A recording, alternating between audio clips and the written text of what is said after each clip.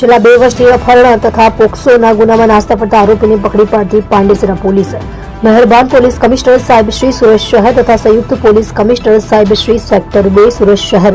તથા નાયબ police commissioner zone 4 સાહેબ શ્રી સુરત શહેર તથા મદદનીશ પોલીસ કમિશનર સાહેબ શ્રી એચ ડિવિઝન સુરત શહેર નાઓએ અગાઉ ગુનામાં સંડોવાયેલ નાસ્તા પડતા આરોપીઓને પકડી પાડી કાયદેસરની કાર્યવાહી કરવા સૂચના આપેલ હોય જે સૂચનાને આધારે police inspector Shri H M Gadhvi નાઓના માર્ગદર્શન હેઠળ સર્વેલન્સ સ્ટાફના police sub inspector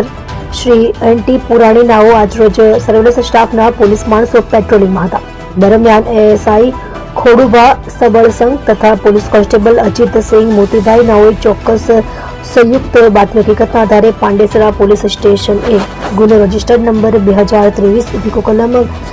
363, 366, 376B, JN 376 DA 342 તથા પોક્સો એક્ટ 112 ની કલમ 4, 5 કે L 6 મુજબ અપહરણ તેમજ પોક્સો એક્ટના ગુનામાં સંડોવાયેલ આરોપી નામે ઇન્દ્રજીત યોગેન્દ્ર યાદવ, ઉંમર વર્ષ 24, ધંધો ગેરેજમાં નોકરી, રહે પ્લોટ નંબર 173, મહાદેવનગર, રાધાકૃષ્ણ સોસાયટીની બાજુમાં, પાંડેસરા, સુરત, મૂળ ગામ પરસાહી, પોસ્ટ સિદ્ધપ, થાના લદનિયા, જિલ્લો મધુબની, બિહાર નાઓને પકડી પાડી ખરાઈ કરતા મજકૂર આરોપીએ પોતાના ગુનાની કબૂલાત કરેલ હોય અને જે આરોપી વિરુદ્ધમાં